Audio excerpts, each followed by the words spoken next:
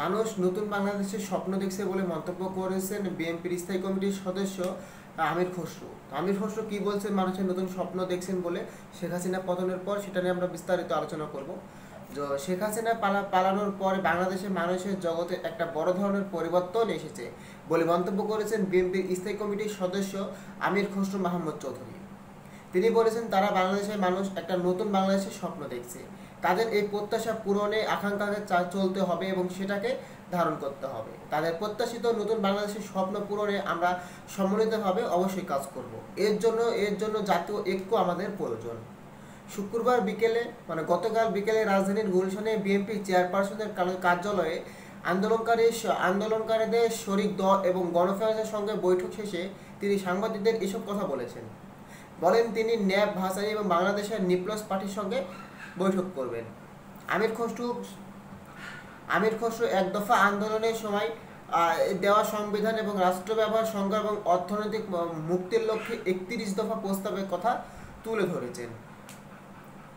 আর প্রস্তাব দ্বিবিশিষ্ট সংসদ গঠন, রাষ্ট্রপতি ও প্রধানমন্ত্রীর মধ্যে ক্ষমতার ভারসাম্য আনা, 2 মেয়াদের বেশি প্রধানমন্ত্রী না থাকা সহ আরও অনেক বিষয়ে সরকারের লক্ষ্য। জাতীয় সরকার গঠনের কথা বলা হয়েছে।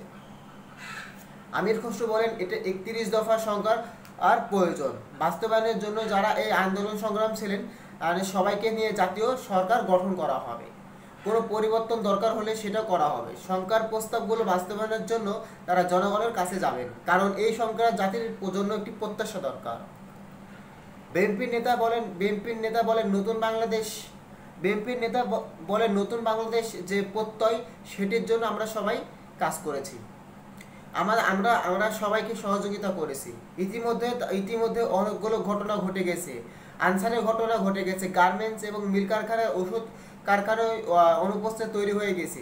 এই জায়গায় রাষ্ট্রবিরোধী নানা ঘটনার পেছনে কারা আছেন তা বের করতে সবাইকে ঐক্যবদ্ধভাবে কাজ করতে হবে, যাতে দেশটা ঠিক থাকে এবং দেশের অর্থনীতি স্থিতিশীলতা বজায় থাকে।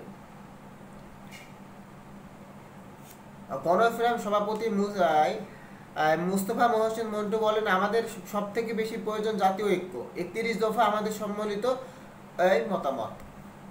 শুক্রবার বিকেলে 4:30টার দিকে বিএনপি চেয়ারপারসন কার্যালয়ে ন্যাপ ভাসানীর বক্তব্যে বৈঠকে হয়। ন্যাপ ভাসানীর চেয়ারম্যান তাসজাউল ইসলামের নেতৃত্বে 12 জন একটি প্রতিনিধি দল বৈঠকে অংশ নেয়। এরপর বাংলাদেশের পিপলস পার্টির বৈঠক হয়।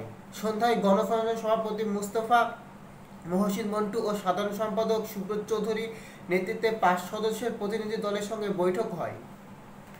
আর এতে আমির খসরু মাহমুদ চৌধুরীর সঙ্গে দলের ভাইস চেয়ারম্যান বরকতুল্লাহ উপস্থিত ছিলেন।